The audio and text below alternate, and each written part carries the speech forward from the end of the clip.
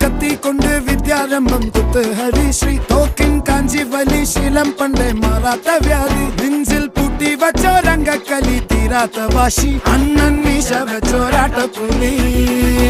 ഇടയാൻ വന്നോർക്കും നിന്നോർക്കും പണ്ടേ ആപത്ത് കട്ടച്ചോര കൊണ്ട് ജ്യൂസ് അടിച്ച് സോഡ സർവ